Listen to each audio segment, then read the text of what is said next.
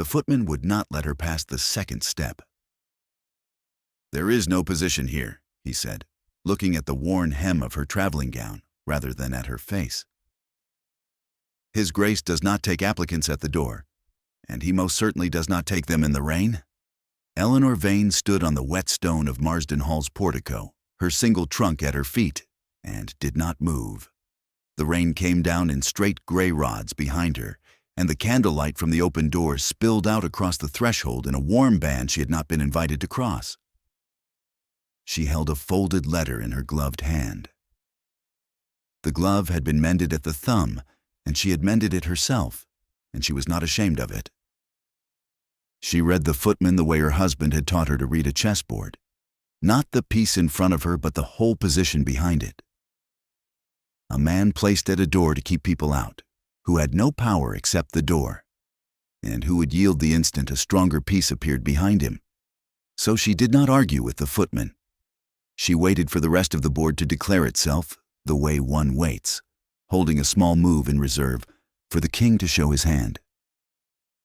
"I have not come as an applicant," she said. Her voice was low and even and entirely free of pleading, which seemed to unsettle the footman more than tears would have. "I have come because Lady Marsden, before she died, wrote to a friend of mine that she had need of a companion who could read aloud without falling asleep over the page. I am that friend's friend. The letter is here. If His Grace has already engaged someone, I will walk back to the village and trouble no one further. But I will not be turned from a door in the rain by a man who has not so much as read the direction on the paper." The footman's mouth opened. Before any sound came out of it, a voice spoke from the shadowed depth of the hall behind him. A man's voice, dry and unhurried, with something amused folded into it that had not been there a moment before. "Let her in, Pemberton. If she walks all the way back to the village in this, the parish will blame me, and I have quite enough on my conscience already." The footman stepped aside as though he had been waiting all his life for someone to give him the order. Eleanor lifted her own trunk before he could decide whether it was beneath him to do it, and carried it across the threshold into the light. The man who had spoken stood near the foot of a wide oak staircase, one hand resting on the newel post, regarding her with the frank curiosity of someone who has been bored for a great many days and has just been handed something new. He was perhaps 33, dark-haired, dressed in a deep burgundy coat that had clearly been made for him by someone who knew his measurements better than he did. He did not look like a man who had buried a mother 11 days ago, except about the eyes, which were tired in a way that had nothing to do with sleep. "You are dripping on my floor," he observed. "I am," Eleanor agreed. "It is the only thing your floor and I have done together so far, and I expect it will be remembered against me." For a moment, he said nothing. Then the corner of his mouth moved, and he inclined his head a fraction, as one does to an opponent who has made a good opening move. "Frederick Astley," he said. "Duke of Marsden, since you will hear it from someone less polite if you do not hear it from me. And you are the friend's friend." Eleanor Vane. She did not curtsy. She was holding the trunk, and a curtsy performed while holding a trunk is a humiliation she had decided long ago to spare herself. "Mrs. Vane, I am a widow." Something flickered in his face, not pity, which she had braced for, but a kind of recognition, as though the word had landed somewhere private. "Then we are both wearing black for someone," he said. "Pemberton will show you to a room. We will speak in the morning when you are dry, and when I have decided whether I am the sort of man who hires a companion for a mother who is no longer here to be kept company." "That seems a great deal of deciding to do before breakfast," Eleanor said. "It is," said the Duke. "I find I do my worst deciding before breakfast. Good night, Mrs. Vane." She slept that night in a high cold bed with a hot brick at her feet that some unseen maid had thought to put there, and she lay awake a long while listening to the rain, and she did not let herself hope for anything at all. Hope, she had learned, was a kind of borrowing, and she had no surety left to put against it. She had been married 3 years to a man named Thomas Vane, a clerk with a quiet face and a quick mind, who had taught her chess across a deal table in 2 rented rooms because they could not afford the theater, and because he liked, he said, to watch her think. He had died of a fever in the 8th month of their 4th year together, owing £40 to a tailor and a wine merchant between them, and the rooms had gone, and the chessmen had gone with everything else to a broker on Holborn Hill, and Eleanor had walked out of her marriage with a wedding ring, a mended glove, and a head full of openings and endgames that were of no use to anyone, and would not buy bread. She had sold the ring in March. She did not let herself think about the chessmen at all, because thinking about them was the one thing that could still undo her. And she could not afford to be undone. In the morning, the rain had stopped, and the hall in daylight was enormous and underused, like a coat made for a larger man. A maid brought her chocolate. A footman, Pemberton, contrite now, overcorrecting, showed her to a small breakfast room where the Duke sat alone over coffee and a single boiled egg he was not eating, reading a letter with the particular stillness of a man reading bad news slowly so as to put off the end of it. "Sit," he said without looking up. "Eat something. I cannot abide watching people decline to eat. It makes me feel I ought to apologize for the cook." Eleanor sat and ate, because she had learned not to refuse food out of pride. Pride was a luxury, and toast was a fact. The Duke folded his letter and set it aside. "I have decided," he said, "that I do not require a companion from my mother being beyond companionship, and that I do require something, and that I do not know what it is, and that you are here, and that this is the most interesting circumstance to occur at Marsden in some weeks. So I propose a bargain." "I am listening," Eleanor said. "My mother left a great house full of books no one will read, and a son no one will visit, the latter by his own arrangement," said the Duke. "The physician tells me I'm melancholy. My steward tells me I'm idle. My aunt tells me I'm unmarried, which she regards as a moral failing on a level with arson. I have no use for a companion to a dead woman. But I find I would not object to a companion who could fill the hours of a house in which the hours have become very long. You will read to me when I wish to be read to. You will let me alone when I wish to be let alone, which a paid companion is far better at than a relation. And in exchange, you will have a roof, a wage of £30 a year, and the considerable advantage of never having to be polite to me, since I find politeness exhausting and have decided to do without it. That is my condition. You may take it or walk to the village." It was not a romantic offer, and Eleanor did not mistake it for one.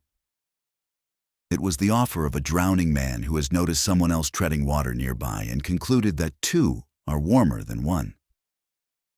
She understood it perfectly because she was treading water herself. "I will take it," she said, "on one condition of my own." The Duke's eyebrows rose. "You are in a poor position to set conditions, Mrs. Vane." "I am in an excellent position," Eleanor said. "You have just told me you are bored, melancholy, and unvisited, and that I am the most interesting thing to happen to you in weeks. A man does not say that to a woman he intends to send to the village. My condition is this. When I tell you a thing plainly, you will not punish me for the plainness. I have spent a great deal of my life being agreeable to men who could turn me out, and I find I have no more agreeableness in me. I will be honest, or I will be silent. I will not be sweet." He looked at her for a long moment, and the tired thing about his eyes shifted, and for the first time, something that was almost a smile reached them. "Agreed," said the Duke of Marsden. "God help me, agreed. Begin at once. Tell me a plain thing." "Your egg is cold," said Eleanor, "and you have been moving it about the plate for a quarter of an hour to give the appearance of a man who intends to eat, which is the thing people do when they have stopped being hungry but have not yet admitted it to themselves.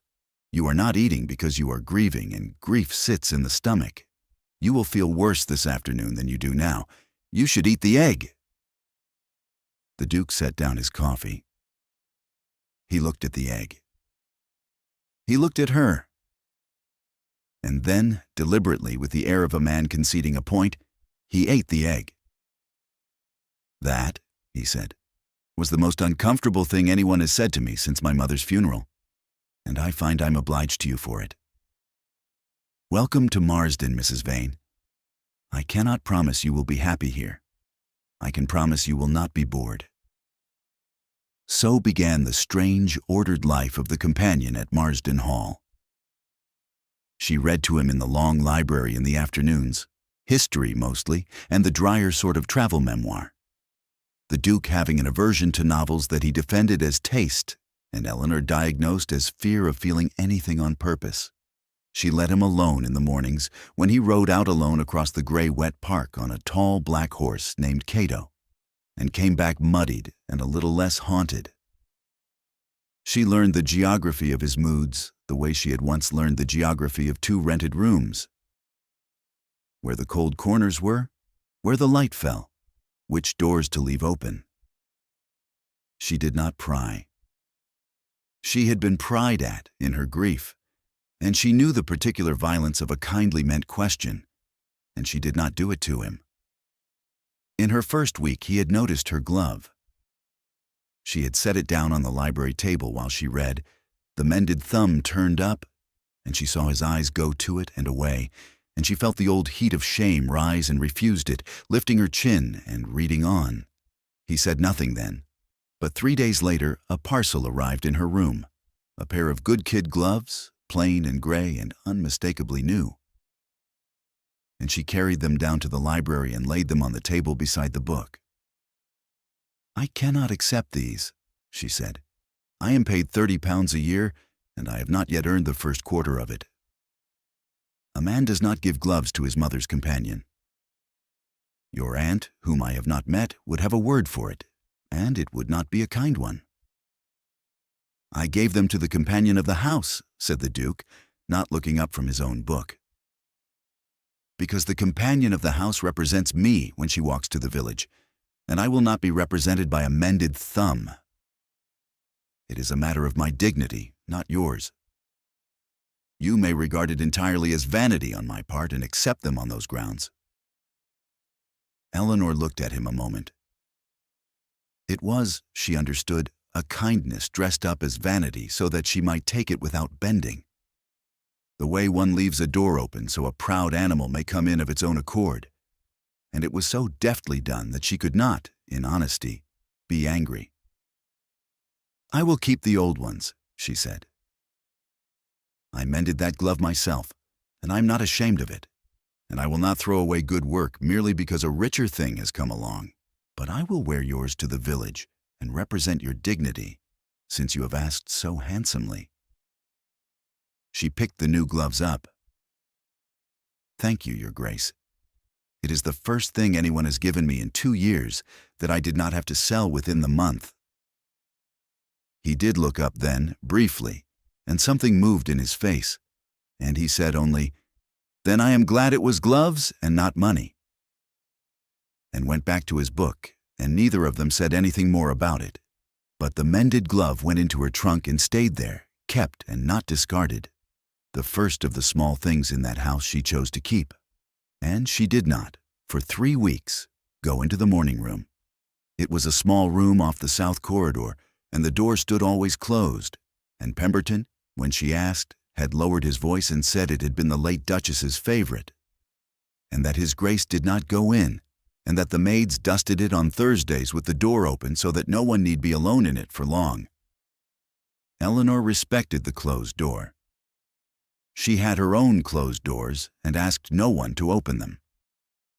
Then came the evening of the storm, the second great storm of the season, when the candles guttered in the drafts, and the Duke, restless and gray-faced, paced the library and could not settle to being read to, and at last flung himself into a chair and said, "Tell me a plain thing, Mrs. Vane. You have a face full of plain things you are not saying. It is your one fault. You ration them." "Very well," Eleanor said, closing the book. "You are unhappy this evening in a different way than your usual unhappiness. The usual is grief, which is heavy and slow. This is sharper. Something has reminded you of a thing you have been managing not to think of. I would guess it is the storm, and that the storm reminds you of the night your mother died, because it was a night like this. You have been managing the grief by keeping busy. The storm has taken your busyness away, and now you must simply be in it. That is why you cannot settle. There is nothing to be done about it except to let it pass, and it will pass, and I will sit here while it does if you wish and say nothing further. The Duke was quiet for a long time. The rain threw itself against the dark windows. "You are wasted as a companion," he said at last, very low. "You ought to be set against the chessmen of Europe. You see 3 moves before anyone else has seen one." He laughed, but there was no lightness in it. "My mother used to say that of me, that I saw too far ahead and so was never surprised by anything and never delighted by anything either, because delight requires being surprised." He pressed the heels of his hands against his eyes. "I have not been surprised in years, Mrs. Vane. I'd begun to think it was a thing that left a man, like his hair, and did not come back." Eleanor said nothing, but the word he had used had gone into her like a splinter and lodged there, warm and aching. Chessmen. She had not heard the word spoken aloud since Holborn Hill. She sat very still and let the storm cover her face, and was glad of the bad light. "Do you play?" she asked, when she trusted her voice. "I did." He took his hands from his eyes. "Badly. My father played and beat me always, which he regarded as instruction. There is a set somewhere in the house. Ivory and ebony, French, a good one. It was my father's, then my mother's. She went on with it after he died, played against herself, of all the lonely things. I have not had it out in 2 years. I should think the men are scattered to the 4 corners of the hall by now, in the maid's aprons and the spaniel's mouth." "They are not scattered," Eleanor said, before she had decided to say it. "They are in the morning room, on the table by the south window, set up mid-game, white to move, in a position no one has touched since the night she died, because the maids dust around it and dare not move a piece. I saw it through the door on a Thursday." The silence that followed was so complete that the storm seemed to step back from the windows to listen to it. "You have a great many plain things," said the Duke at last, and his voice was not quite steady. "And you have just spent the most expensive one you owned. How do you know the position has not been touched?" "Because the dust on the board is even," Eleanor said. "Except on the white king square, where there is a clean ring. Someone moved the white king once, recently, picked it up and set it down again. The clean ring is fresh. I would guess that someone was you on a bad night, and that you could not bear to make the move, and so you put the king back where it was and shut the door. The position is a mate in a few moves for white, if white is brave. White has not been brave. White has been standing at the edge of the board for 2 years, unable to finish the game his mother left him. She had gone too far. She knew it the instant the words were out, knew it by the way he came up out of the chair, fast, his face stripped of its dryness, all the careful management gone out of it at once. She braced for the dismissal. She had her dignity gathered up around her like a cloak, ready to walk to the village in the rain with it. But he did not dismiss her. He crossed the library and took up a branch of candles in an unsteady hand and said, in the voice of a man stepping off a ledge, "Show me." The morning room was cold and smelled of beeswax and absinthe. The chess table stood where she had said, by the black square of the south window, the rain crawling down the glass behind it. The Duke set the candles down at the board's edge, and the ivory and ebony men came up out of the dark in their ranks, frozen mid-battle, white to move, exactly as a dead woman had left them. The Duke looked at the board for a long time without speaking. Eleanor stood a little apart by the cold hearth and let him look. This was his grief and his game, and not hers to touch. "I do not even know whose move she was thinking of," he said at last, hoarse. "I never asked her. I thought there would be time to ask her." There's always supposed to be time to ask the small things. That is the cruelty of it. Not the large griefs which one prepares for, but the small, unasked questions that go into the ground with them.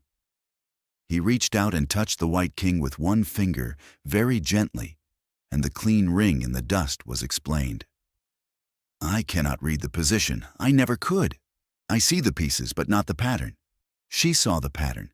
I see only the pieces." "It is mate in 11, Eleanor said quietly. He turned. "What?" "White to move. It is forced mate in 11 moves if white finds the first move, which is not the move anyone looks for." She had not crossed to the board. She did not need to. She had read the position from the doorway 3 weeks ago, and it had been turning over in the back of her mind ever since, the way an unfinished thing will, like a coat with one button left undone. The first move is the queen's sacrifice. You give up the queen, the most valuable piece, the one no one will give up, to a pawn on the king's side where it looks like a blunder. Everyone refuses the first move because it costs the most, but it is the only move that wins. After it, the king has nowhere to go but the places you have already prepared for him. 11 moves. It is quite beautiful and quite merciless. And it has been sitting in this cold room for 2 years waiting for someone brave enough to throw away the queen. The Duke stared at her across the candlelight. The storm had quieted to a steady rain. "Sit down," he said. "Show me. Move the pieces. I give you leave. I, who have not let a maid breathe on them. I give you leave. Show me what she saw." And so Eleanor Vane sat down at a dead woman's chessboard in a cold, candle-lit room, across from a duke who had forgotten how to be surprised, and she lifted the white queen, and she gave it away. She played both sides. She moved the white queen down into the black pawns where it looked like ruin, and she answered for black, taking it, because black had no choice but to take it. And then she began to fold the black king inward with the small men, the bishops and the lone surviving knight and the patient rooks, move after move, naming each one low. The way Thomas had taught her to name them across the deal table. Guard, develop, do not chase, let the king come to you. Until on the 11th move, the white rook came down the open file with nowhere for the black king to run, and she set it on its square and took her hand away. "Mate," she said, "in 11. White wins." She knew. She set it up and she knew, and she was waiting for someone to be brave enough to see it. The Duke had not moved through the whole of it. Now he sat down across from her, slowly, like a man whose legs had been taken out from under him, and he looked at the board and then at her. And there was something in his face she had not seen there before and could not at first name, because she had stopped expecting to see it on anyone's face turned toward her. It was delight. It was surprise. It was a man who had not been surprised in years. Surprised. "Again," he said, "from the beginning. Slower. I want to see how it is done." They played until the candles were stubs. He was a poor player and knew it and did not mind it, which she had not expected. She had braced for a proud man's resentment at being taught by a paid woman, and instead found a curious one, a man who asked, "Why that and not this?" and listened to the answer. She beat him 11 times before the candles failed, and on the 11th she did it in 11 moves on purpose, the queen sacrifice every time, and the 11th time he laughed aloud, really laughed from the chest, a sound she suspected the hall had not heard in 2 years, and said, "You have ruined chess for me, Mrs. Vane. I shall never give up a queen for the rest of my life without thinking of you doing it as though it cost you nothing." "It costs everything," Eleanor said. "That is why it works. The move no one makes is the move that wins. But you must be willing to lose the thing you most want to keep." She heard her own voice say it, and did not look up from the board because it had stopped being about chess, and they both knew it. and neither of them was ready to say so. "It is very late," she said instead, and rose and left him there with the candles and the finished game. After that night, the morning room door stood open. They played every evening. The Duke had a smaller traveling set brought down, a battered thing of boxwood, his own from his school days, so that his mother's set need not be disturbed from its finished game, and Eleanor was glad of it, because she could not have borne to play on those ivory men twice. Once had been a grief and a gift both, and twice would have been only the grief. On the boxwood set she taught him properly, and the first lesson was a small disaster, which pleased her, because a man who could not bear to be a beginner could not be taught at all.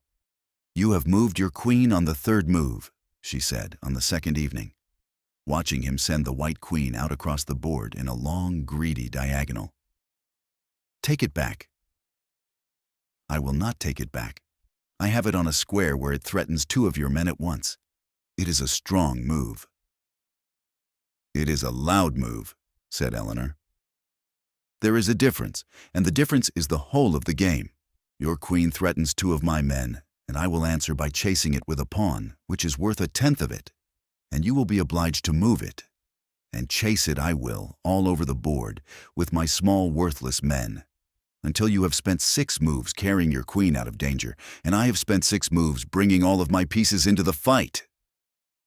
You will have made one loud move, and I will have made my whole army. Bring the queen home." "She is not a soldier, she is a sword, and you do not draw a sword to wave it about. You draw it once, at the end, when it will cut." The Duke looked at her over the boxwood men. "My father," he said slowly, "told me to bring the queen out early and frighten my opponent." "Your father told you a great many things, I should think, that were meant to frighten people," Eleanor said. And then, because she had promised plainness and not cruelty, she softened it. "He played to win the first minute. The first minute does not matter. The game is won in the long, quiet middle, where nothing seems to be happening, and everything is. You are not a man who does well in the opening flourish, Your Grace. You do your best work in the part of a thing that has no audience. I have watched you do it with your grief. Play the board the way you have endured the year, and you will be a better player than your father ever was." He brought the queen home. He was a slow pupil but a faithful one, and he improved, and the improving did something to him that no physician's draught had done. The gray went out of his face by degrees. He learned to leave the queen home until she was wanted. He began to eat his egg. One evening near the turning of the year she came down later than usual and found him not at the boxwood board, but at the long library window, the curtain drawn back, looking out at the white park under a hard moon.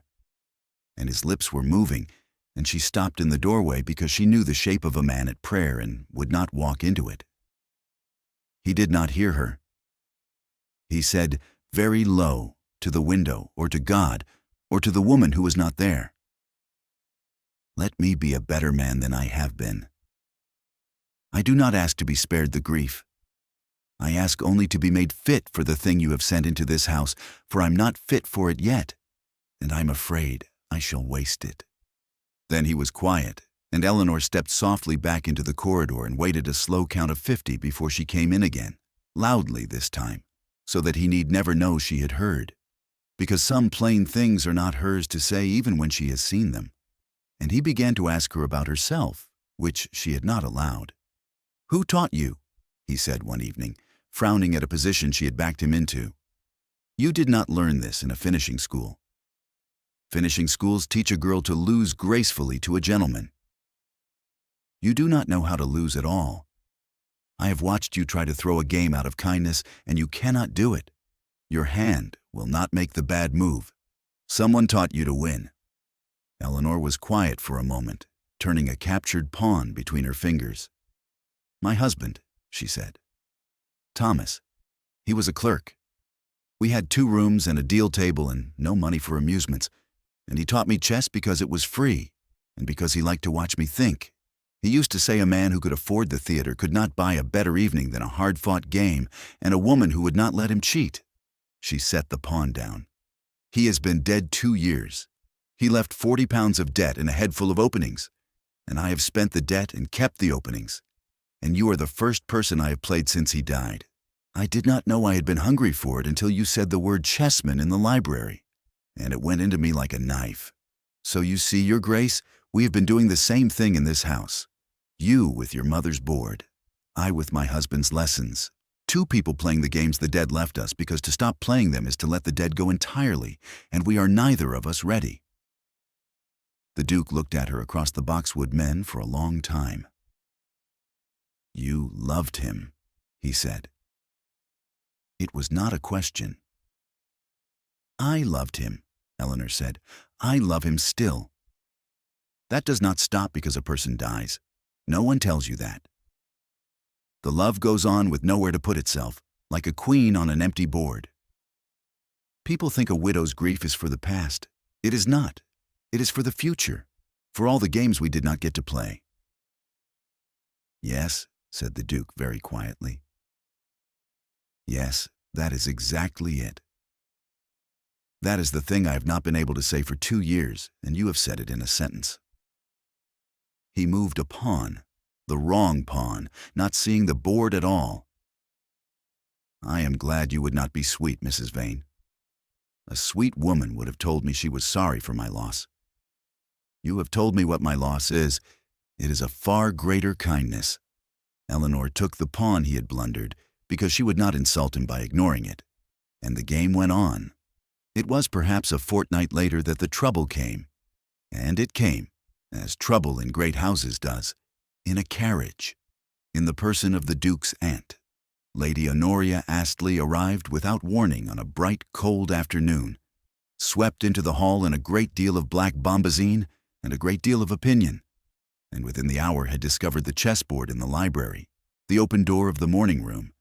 The color returned to her nephew's face, and the existence of Eleanor Vane, in roughly that order and with rising alarm at each.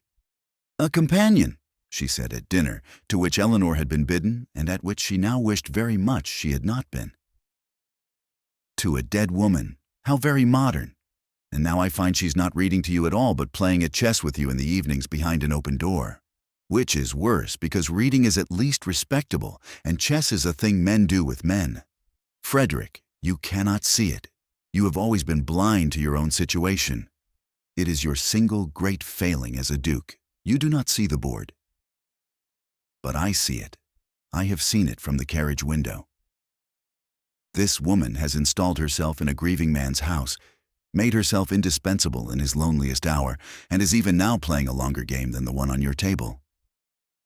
The room went very still. Eleanor set down her fork. She felt the old cold thing close over her, the thing she had felt on the portico in the rain, the certainty of being turned out. But she did not look down at her plate. She had promised herself she would never again look down at her plate while a person decided her worth above her bent head. Lady Honoria, she said, before the Duke could speak. And she said it calmly, with no heat in it at all, which was the only way she knew to be heard over a person determined not to listen. You have made an accusation in plain words, and I will answer it in plain words, since plainness is the only currency I've brought into this house, and I find it spends better than I expected. You believe I am playing a long game for your nephew's title and fortune. Let me show you the only long game I'm playing.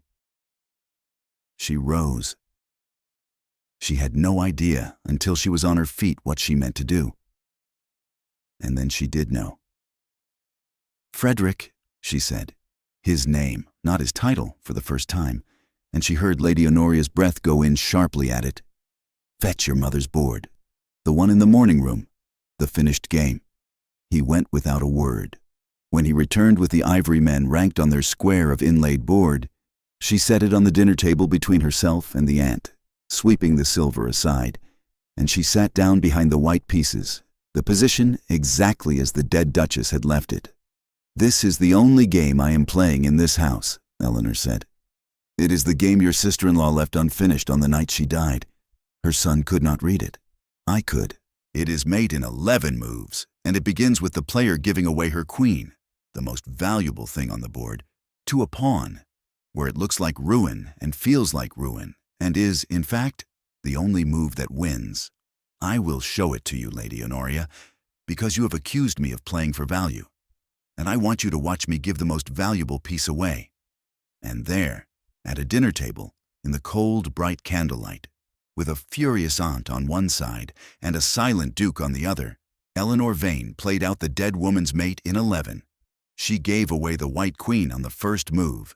She folded the black king inward with the small, patient men. She named no moves allowed this time. She let the board speak. And on the 11th move, she set the white rook down on its square and took her hand away and said, "Mate, the game your sister left for the brave. I did not play it for a title. I played it because a grieving woman set a problem and died before anyone solved it. And it has been sitting in a cold room for 2 years, and someone ought to have the courage to finish what the dead began. That is the only thing I have done in this house, Lady Honoria. I have helped your nephew finish a game. If that is a crime against your family, I will pack my trunk tonight and walk to the village, as I was nearly made to do on the first night. And you may go on dusting around the unfinished board for another 2 years and call it virtue." The silence after was different from the silence in the morning room. It was the silence of a room that has watched something it did not expect and does not quite know what to do with. Lady Honoria looked at the board. She was not a stupid woman, only a frightened one, frightened for a nephew she did not know how to love except by guarding, and Eleanor saw this now, where on the portico she would have seen only an enemy.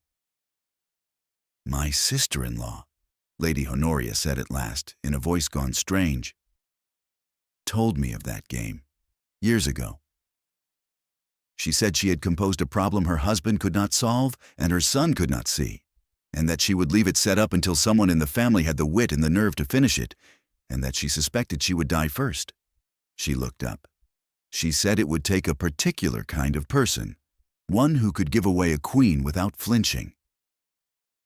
Her mouth worked. "She did not mean a man. I see that now. God forgive me, I have spent the whole of dinner being afraid of exactly the person she was waiting for." The Duke spoke then for the first time since he had set the board down. He spoke to his aunt, but he was looking at Eleanor. "I have not asked Mrs. Vane for anything but her honesty," he said, "and she has given me a great deal more than that, and given it without asking for a single thing in return, which is a manner of behavior so foreign to this family that you mistook it for a plot. She is not playing a long game for my fortune, Aunt. If she were, she would have lost on purpose by now to flatter me, and she has never once let me win.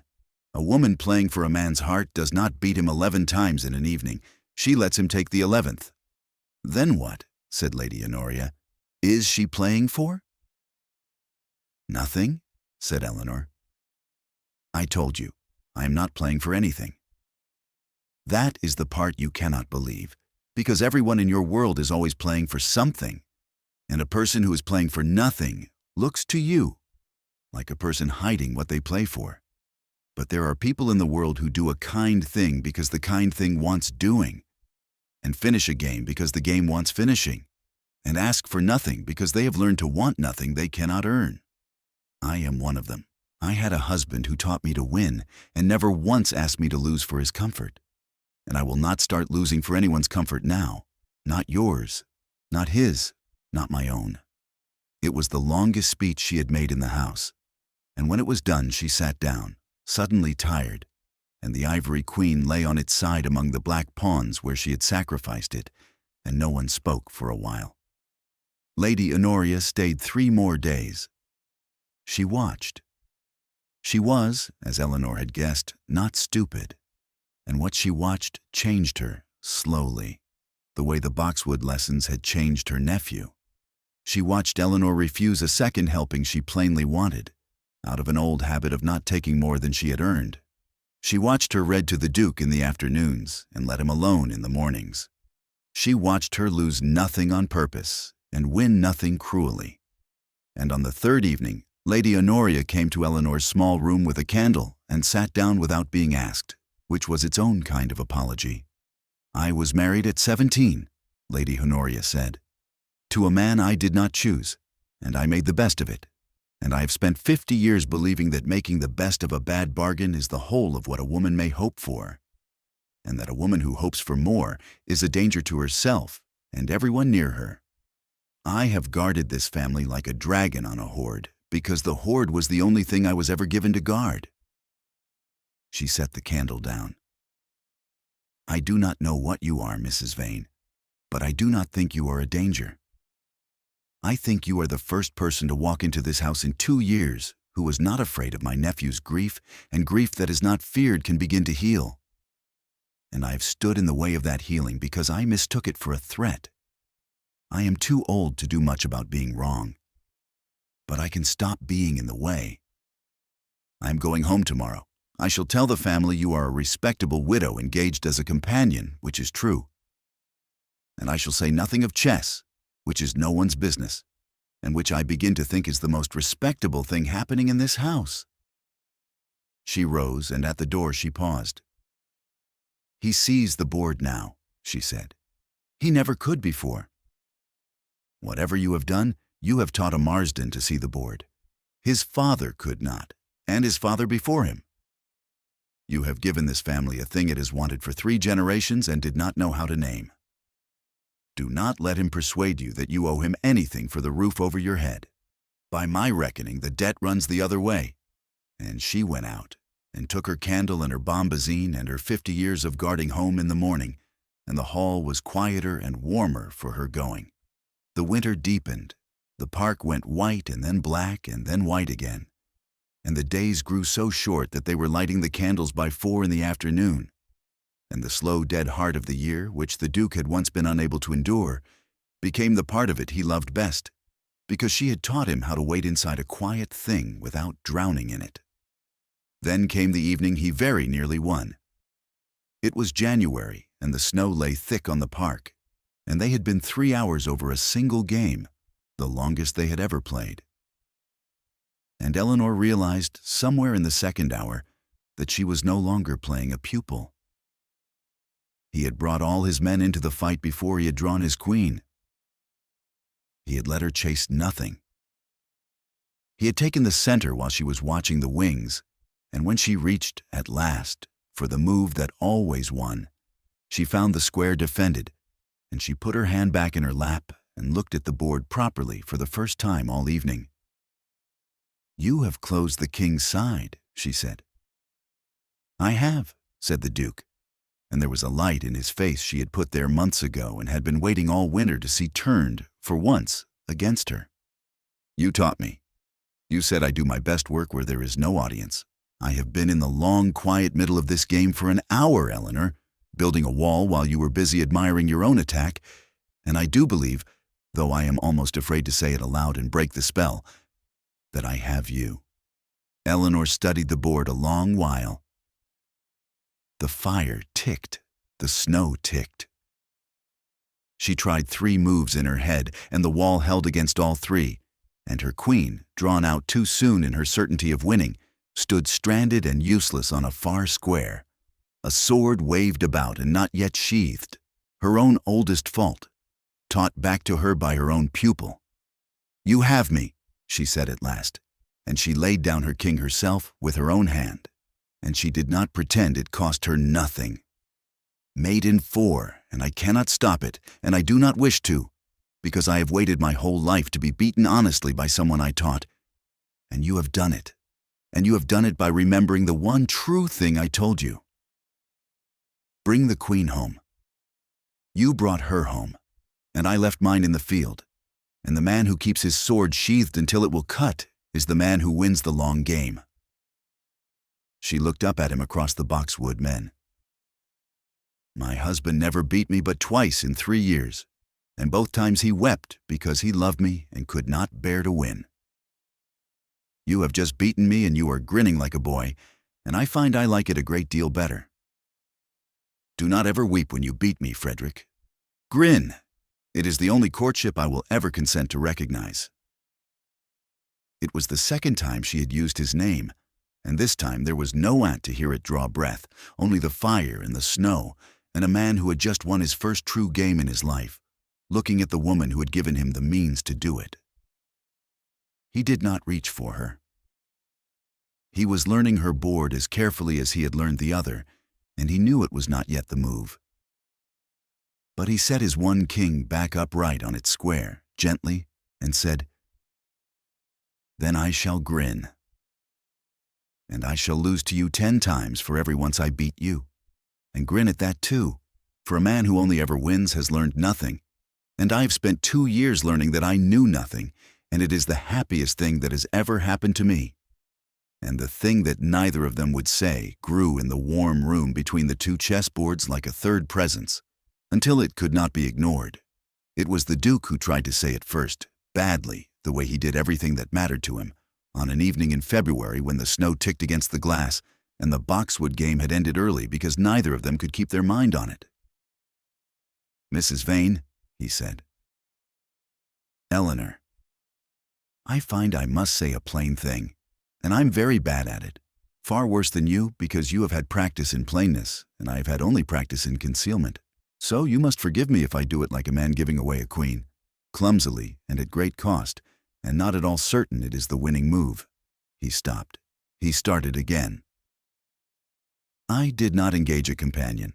I drowned a little more slowly every day in a house full of my mother's silences, and a woman walked in out of the rain who would not be turned away, and she made me eat an egg, and she finished a game I could not finish, and she taught me to see a board I had been blind to my whole life, and somewhere in the doing of it He stopped a third time.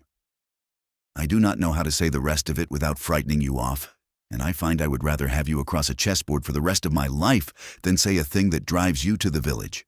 So I will say only this, and you may do with it what you like. I do not want a companion any longer. I want the games we did not get to play, all of them, with you. I believe that is the whole of it." Eleanor sat very still. The snow ticked at the glass. She had known this was coming, the way she knew a mate was coming 11 moves off, by the shape of the board and not by any one piece. And she had told herself she would refuse it, because she was a widow and a companion, and he was a duke, and the distance between them was the distance between the ivory and the boxwood, 2 different sets that did not belong on the same board. But she found, when the moment came, that she did not want to refuse it. She found that the love she had said went on with nowhere to put itself had, somewhere in the long warm winter of evenings, quietly found somewhere to put itself, and that she had let it, without deciding to, the way one lets a fire warm a cold room. "You are a duke," she said, "and I am a clerk's widow with a mended glove and 40 pounds of debt now paid out of my own 30 a year. And your aunt will have an apoplexy, and the family will say you have married your mother's companion, which is the lowest thing a duke can do short of marrying his cook." "Yes," said the Duke. "All of that is true. It is a position that looks like ruin." His eyes did not leave her face. "But you taught me about positions that look like ruin. You taught me that the winning move is always the one a careful man refuses, and that to win you must be willing to lose the thing you most want to keep. Your standing, your pride, the good opinion of your aunt. You taught me to give away the queen." He reached across the small table and, very gently, with no presumption in it at all, turned over the white king on the boxwood board so that it lay down, the way a king lies down when the game is conceded. "I am resigning, Eleanor. I cannot beat you, and I do not wish to. I lay down my king.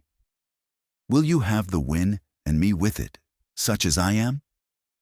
Eleanor looked at the fallen king for a long moment, and then she reached out and set it upright again on its square, and did not let it lie defeated, because she would not begin a life by winning a thing from a man's surrender. "No," she said, "I will not take a resignation. I have never in my life taken a man's resignation, and I will not start with the most important game of it." She moved her own piece, a single quiet pawn, advancing it 1 square toward him. The smallest move on the board, the move of a player who intends to go on playing. "I will not have you lay down your king for me. I will have you play on. That is the only proposal I will accept, not that you give up the game, but that we play it out together, every move of it, for as long as the board lasts. I do not want to win you, I want to play you. There is a difference, and it is the whole of marriage. And your mother knew it, which is why she left a game and not a will. The Duke looked at the small advanced pawn, and at the upright king she had refused to take, and at her face in the candlelight, and the delight came back into his eyes, the surprise, the thing she had given back to him in a cold morning room in November. "Then we play on," he said. "We play on," said Eleanor. They were married in the spring, very quietly, in the village church whose parish would have blamed him if she'd walked back into the rain. Lady Honoria came in gray rather than black, and wept, and said it was the cold, and fooled no one. The family said what families say, and then said less of it, and then forgot to say it at all, as families do when a marriage stubbornly refuses to be a disaster. The ivory set went back to the morning room, but the door stayed open now, and the dead woman's finished game was at last broken up and set fresh, white to move, a new game. Because Eleanor said it was wrong to keep a board forever at a victory. That the kindest thing one could do for the dead was to play on past the game they had left, to use the lesson and not merely guard it. The Duke agreed. He had learned to agree with her in the matters where she was right, which he had discovered to be most of them, and to argue cheerfully in the few where she was not, which she had discovered to be more than she expected, and between the agreeing and the arguing they were, by every account that reached the village, uncommonly happy. On winter evenings they played by the fire, the boxwood set between them, and she beat him most nights and let him win none of them, and he loved her the more for it. And when guests came, for guests came now, the house being a place people wished to visit at last, and a guest asked the Duchess of Marsden, as guests always did, where a clerk's widow had learned to play chess like a master. She would lift the white queen between two fingers and turn it in the firelight and say only, "A man I loved taught me that the move no one makes is the move that wins. And a woman I never met left a board that proved him right. I have given away a great many queens in my life. It is the only move I know that has never once failed me." And the Duke, across the board, would smile at his wife and move his king out of danger, and the game would go on, the way the best games do.